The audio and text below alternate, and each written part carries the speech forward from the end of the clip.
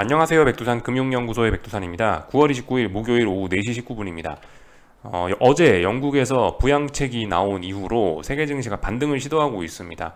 이게 시차가 좀 있어서 그렇지 유럽 증시 같은 경우는 어제 바로 그 뉴스 나오자마자 반등을 하긴 했죠. 지금은 하락 중이라 그렇지.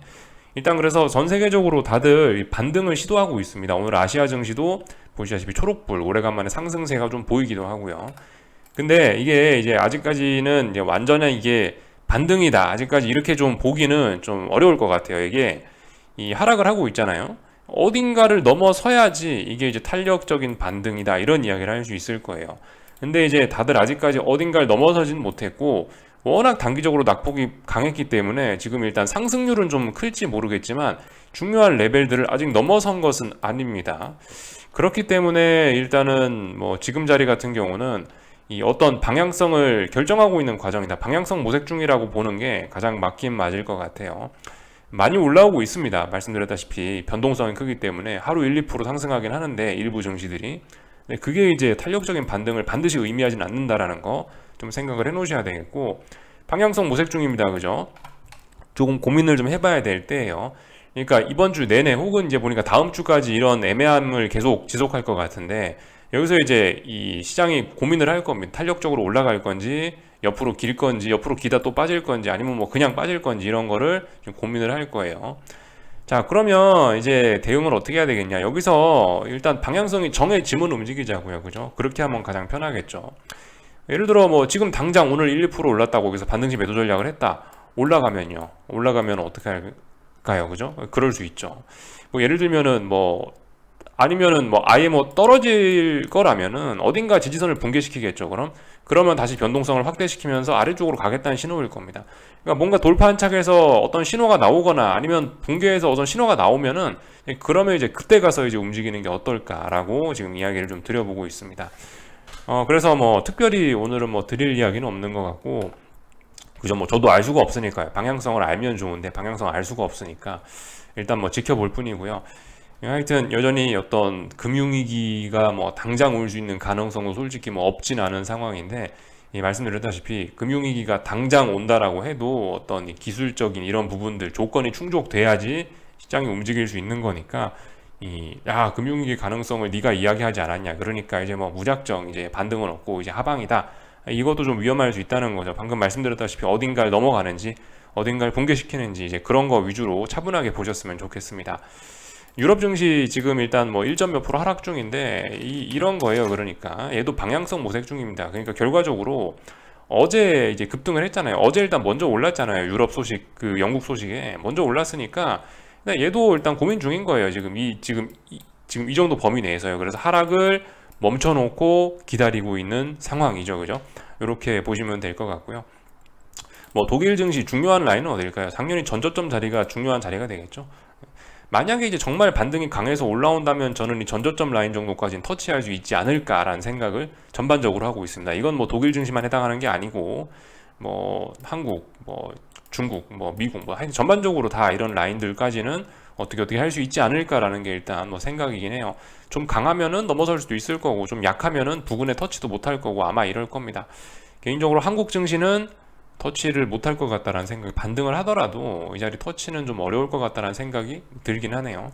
하여튼 뭐 이런 모습들이 보이고 있습니다.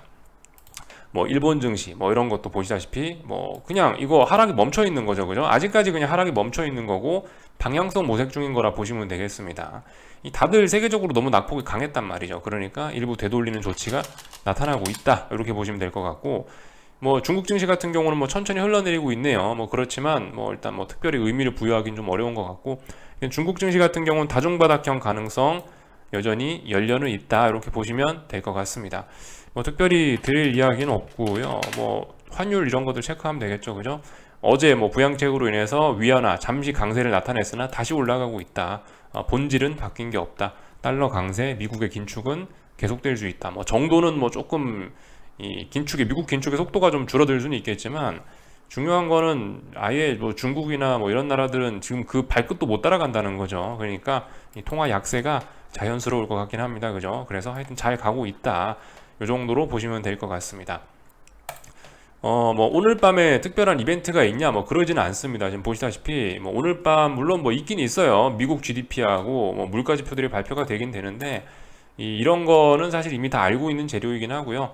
이 미국 GDP도 참고로 계속 그죠? 마이너스 역성장하고 있죠, 그죠? 이런 것들 기억해 놓으시면 좋을 것 같고 이미 다 알고 있던 거고요. 그래서 오늘 밤 같은 경우는 뭐 굳이 보실 거면 어제 영국의 조치에 대한 연준 사람들의 언급, 립 서비스 이런 것들 또 그리고 22 사람들의 이 머릿속에 있는 생각들을 읽을 수 있는 립 서비스를 좀 주목하시면 좋을 것 같고요. 나머지 뭐 특별한 거 없죠. 내일 한국 장중에 중국 PMI 지표들 발표되니까 이런 것들 좀 살펴보셨으면 좋겠고 아무튼 가장 중요한 거는 내일 밤에 있는 미국 물가 지표다. 근데 그게 예상치가 지금 상당히 높게 나와 있어서 딱히 쇼크가 올 것 같지는 않다라는 생각을 하면서 일단 지켜보고 있네요. 이 정도 이야기를 해드리면 될 것 같고요.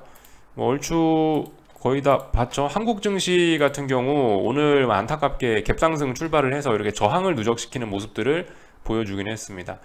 사실 이런 상황에서는 그러니까 뭐 계속 드리는 이야기지만 이렇게 대폭락이 나오고 있는 이런 상황에서는 이 갭상승은 통상적으로 반등에 악영향을 주는 경향이 있긴 있습니다. 이런 거 그냥 뭐 약간 진리와 같은 거니까 왜냐면 그죠 사람 심리가 그렇잖아요. 그죠 이 다 같이 하락하고 있는데 갭상승 크게 해버리면 뭐겠어요? 야 주식 들고 있던 사람들이 물린 거 여기서 팔아버려야겠다.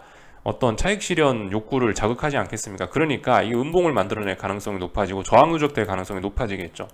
이런 상황에서는 이제 시장을 살리고 싶으면 이 개파락하는 게 통상적으로 양봉을 만들어내고 지지력을 확보하기는 유리한 경향이 있긴 합니다.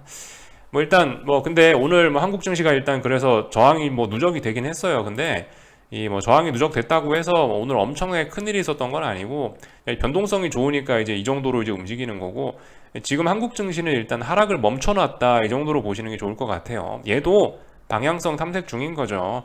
뭐 삼성전자도 위로 올라갈 수 있는 거고 이렇게 하다가 그죠? 뭐 하이닉스도 올라갈 수 있는 거고 또 그리고 이 선물 같은 것도 이런 것도 올라갈 수 있는 겁니다. 그죠? 이런 것들 좀 잘 생각해 보셔야 되겠어요.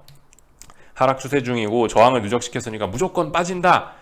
빠지려면 이제 어딘가를 이제 붕괴를 시켜야 되겠죠, 그죠? 빠지려면 전저점 이런 자리를 붕괴시켜야 이제 또 변동성이 확대되고 그럴 겁니다.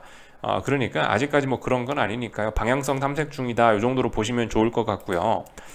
뭐 나머지는 뭐 특별히 점검할 거 없는 것 같긴 합니다. 하여튼 말씀드렸다시피 지금 이 하방 보시는 분들이 지금 굉장히 좀 불리한 자리예요. 최근에는요. 이거 하여튼 굉장히 중요한 이야기이긴 합니다. 꼭 코스피 선물 같은 경우는 볼린저 밴드 하단에 찍고 나오면서 이 거래량이 40에서 45만 정도 나오면은 그때가 단기 바닥이었어요. 그리고 제법 오랫동안 박스권을 만들거나 이런 모습들이 나타났으니까 이런 점들 좀 하여튼 좀 기억을 해주셨으면 좋겠습니다. 그래서 여기 정도까지 좀 이야기를 드렸고 한국 증시 같은 경우는 뭐 대략적으로 일단 뭐 301 정도 자리 여기가 좀 중요한 자리인 거죠, 그죠? 그래서 예를 들어 반등이 만약 진짜 강하게 올라온다면 저는 여기 정도 터치는 할 수 있을 것 같은데 솔직히 터치도 어려울 것 같다라는 게 저의 뭐 의견이긴 합니다. 하여튼 한국 증시 분위기 분명히 안 좋긴 합니다만은 단기 낙폭 과대한 거 맞긴 맞고요. 그래서 일단 좀 지켜보자고요. 뭐 그래서 딱히 뭐 더 드릴 이야기는 없고 미국 증시 같은 것도 지금 보시면 지지와 저항 오늘 밤에 그 테스트 하겠죠? 얘도 보시면 위쪽 아래쪽으로 지지선 위쪽으로 저항 이런 게 있기 때문에 여기서 왔다리 갔다리 하면서 방향성 탐색할 겁니다. 붕괴돼야 아래로 가는 거고 넘어가야 위쪽으로 올라가는 거죠. 그죠? 여기까지 하겠습니다. 궁금한 거 리플 남겨주시고 내일 아침에 뵙도록 하겠습니다. 여기서 마치겠습니다.